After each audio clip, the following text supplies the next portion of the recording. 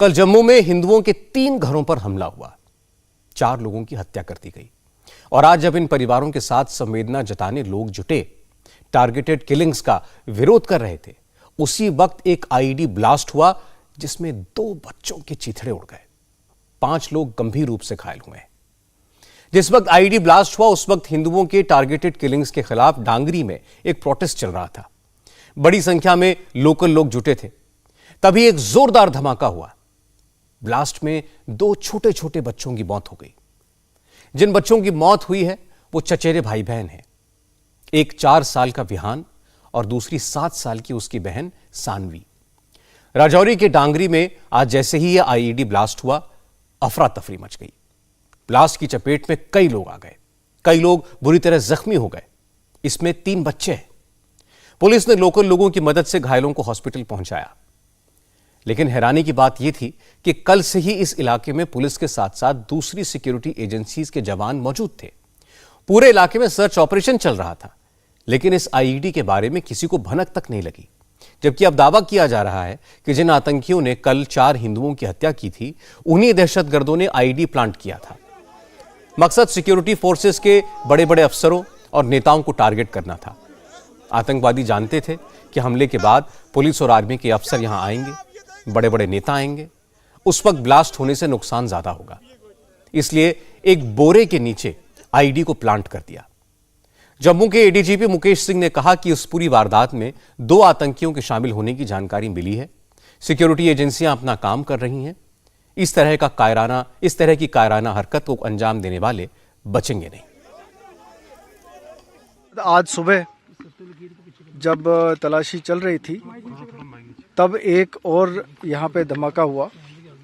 ऐसा लगता है कि आईईडी बहुत तरीके से किसी बोरे के नीचे प्लांट की गई थी, जिसके अंदर धमाका हुआ। मामले की जांच चल रही है। हमने पूरे एरिया को कॉर्डन किया हुआ है। आर्मी, सीआरपीएफ, पुलिस सभी ने एरिया को कॉर्डन किया हुआ है और तलाशी अभियान जारी है।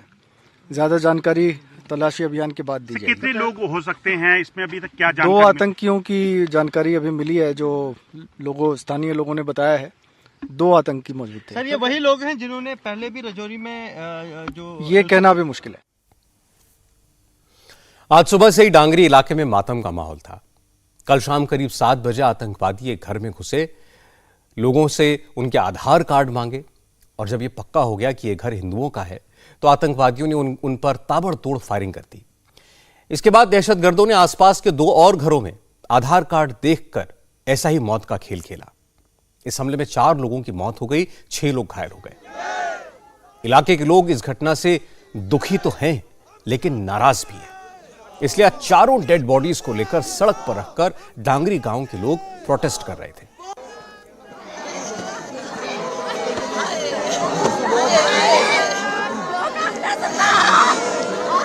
लेकिन सुबह करीब 9:30 बजे वहां पर एक आईईडी ब्लास्ट हुआ। यह आईईडी ब्लास्ट उन्हीं प्रीतम पाल के घर के पास हुआ, जिनके घर कल आतंकवादियों ने फायरिंग की थी। आईईडी ब्लास्ट में 4 साल के विहान की मौत तो मौके पर ही हो गई और बाद में विहान की 7 साल की बहन सानवी ने भी दम तोड़ दिया। इसके अलावा 6 और लोग इस ब्लास्ट में घायल हुए हैं। इनमें भी 2 बच्चे शामिल हैं। ब्लास्ट के वक्त जो लोग वहां मौजूद थे, जिन्होंने छोटे छोटे बच्चों की मौत अपने सामने होते देखी, उनकी रूह कांप गई। कुछ भी कहने के कंडीशन में नहीं है। अभी ब्लास्ट हुआ है, वो छोटा सा बच्चा था, 8 साल का, 5 साल का बच्चा था, 6 साल का। उस बच्चे का जो सिर था, पूरा उसका सिर जो था मेरे हाथ में रहा। बच्चे का पूरा शरीर उड़ गया, बच्ची का पूरा शरीर उड़ गया। रात को हम इस घर पे आए थे, यहाँ से हमने डेड बॉडी निकाली। एक रात को यहाँ पे एक डेड बॉडी निकाली, तो सुबह से रात से आर्मी और पुलिस घूम रही है, इनको पता नहीं चला। और अभी ब्लास्ट हुआ। जिस घर के ऊपर आतंकवादियों ने हमला किया था वहीं पर आईडी लगी हुई थी और पूरी प्लानिंग थी कि आज वहां पर डेड बॉडी के ऊपर लोग आएंगे। यहाँ पर 200-300 लोगों को मारने का प्लान था। अभी ब्लास्ट हुआ और इस घर के 2 बंदे और मर गए। जो हमारा बचा हुआ था वो भी निकल गया। और वो देखिए घर के सामने वहां पर ब्लास्ट हुआ और बुरे तरीके से जो बच्चे के चिथड़े उड़ गए हैं। राजौरी के डांगरी गांव में जिन घरों में आतंकवादियों ने अंधाधुंध फायरिंग की, हिंदुओं को निशाना बनाया, उन घरों की तस्वीरें आप देखेंगे तो आपको अंदाजा लग जाएगा कि आतंकवादियों ने कल वहां कैसे धुआंधार फायरिंग की थी। 4 लोगों की मौत तो कल ही हो गई थी। इसके बाद आज सुबह ब्लास्ट में 2 बच्चों की मौत हो गई। बिहान के पिता कह रहे हैं कि उनके घर पर कल जब हमला हुआ उसके बाद से ही पुलिस वहां मौजूद है। लगातार सर्च ऑपरेशन चलाया जा रहा है। आज सुबह के वक्त भी पुलिस की टीम वहां मौजूद थी, लेकिन फिर भी उन्हें भनक नहीं लगी कि आतंकवादियों ने वहीं पर एक आईईडी प्लांट कर रखा था। मेरे बच्चे का क्या कसूर है? मेरा बच्चा निपुण के साथ दूध पीता है। मेरे बच्चे की इतनी बुरी कंडीशन है, इनने मेरे बच्चे का मुंह भी नंगा नहीं किया। मेरा बच्चे का मुंह भी नहीं दिख रहा है, भी है नहीं है। मैं क्या करूं? मैं किसे बोलूं? एक बच्चा था मेरा, ये मेरी 2 बेटियां थी, वो भी जख्मी हॉस्पिटल में पड़ी। अब क्या करेंगे? मेरा देख भतीजा बड़ा था जो उसकी ऑन स्पॉट डेथ हो गई। एक मेरी भतीजी जो मेरे बच्चे के साथ एक्सपायर हो गई। एक ही घर में 3 मौतें हो गई। अगर यहाँ फायर हुआ है तो वहाँ उन्होंने आईडी पहले से आईडी लगाई है, फिर फायर किया है, फिर वो वहाँ से भागे। इन्होंने सर्च क्यों नहीं किया? इन्होंने सर्च किया होता हमारे बच्चे नहीं मरते। इन्होंने आईडी रात को क्यों नहीं निकाली? इन्होंने क्या किया है? राजौरी के डांगरी इलाके में आज सुबह से ही सर्च ऑपरेशन चल रहा है। ड्रोन से पूरे इलाके की निगरानी हो रही है, लेकिन अभी तक आतंकवादी पकड़ में नहीं आए। आज जम्मू कश्मीर के लेफ्टिनेंट गवर्नर मनोज सिन्हा खुद स्पॉट पर गए जहां पर आतंकियों ने हमला किया था। उनके साथ जम्मू कश्मीर के डीजीपी दिलबाग सिंह थे। इससे पहले मनोज सिन्हा और दिलबाग सिंह उन परिवारों से भी मिले जो आतंकी हमले का शिकार हुए हैं। प्रशासन ने इन परिवारों को 10-10 लाख रुपए का मुआवजा देने का ऐलान किया है, जिन्होंने इस आतंकी हमले में अपने परिजनों को, अपने किसी मेंबर को खोया है। साथ ही यह वादा भी किया है कि परिवार से एक मेंबर को सरकारी नौकरी दी जाएगी। मनोज सिन्हा ने इन परिवारों को भरोसा दिलाया है कि इस आतंकी हमले के पीछे जो भी लोग हैं उनसे हिसाब बराबर किया जाएगा। मैंने व्यक्तिगत रूप से उन लोगों से बातचीत की है। ये पता है कि मौत का कोई मुआवजा नहीं होता, प्रशासन का अपना धर्म है। जो व्यवस्थाएं हैं उनका पूरा इस्तेमाल करके उन परिवारों की देखभाल हम लोग करेंगे। सरकारी नौकरी भी देंगे, आर्थिक मुआवजा भी देंगे। कुछ कंसर्न्स उन लोगों ने उठाए हैं, उन कंसर्न्स को भी हम हल करेंगे। अभी एक सिक्योरिटी की भी मीटिंग की गई, 2-3 फैसले हम लोगों ने किए हैं। एक तो इस मामले की गंभीरता से जांच और तह तक पहुंचना, क्योंकि ये नापाक कोशिश से फिर से वो स्थिति लाने की वो किसी हाल में नहीं होने दिया जाएगा।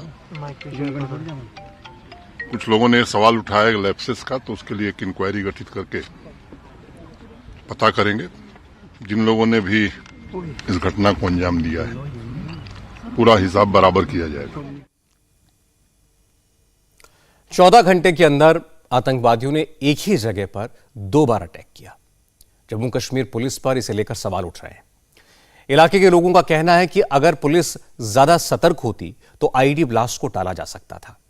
इसे लेकर एक इंक्वायरी का ऑर्डर तो हो गया है, लेकिन जम्मू कश्मीर के डीजीपी ने कहा कि इस हमले के पीछे जो भी आतंकवादी हैं, पुलिस जल्द उनका सफाया करेगी। अनफॉर्चुनेट वाक़ा पेश आया है और हमारे लोगों का नुकसान इस वाक़ा में हुआ है। बड़ा ही कायराना तरह का हमला है और इस कार्रवाई के बाद पुलिस सिक्योरिटी फोर्सेस अपना काम कर रही हैं, देख रहे हैं कि उन तक कैसे पहुंचा जाए। और हमारी कोशिश है कि जो दुश्मन है उनका जल्द से जल्द सफाया हो। हम लोग अभी परिवारों के साथ अपनी हमदर्दी पेश करने के लिए आए थे, हमने अपनी हमदर्दी पेश की है। इनके साथ अपनी सब लोगों ने मिला है अभी, और हमारी यही कोशिश है कि परिवारजन अपने प्रियजनों का जो है जिनकी जानें गई हैं उनका संस्कार हो जाए और अमन के साथ ये लोग अपने घरों में रहें। बाकी सुरक्षा की जितनी ज़रूरतें हैं उनको फिर से रिव्यू किया जाएगा और जहाँ जहाँ ज़रूरत है सुरक्षा की और भी जो है वो इंतजाम किए जाए।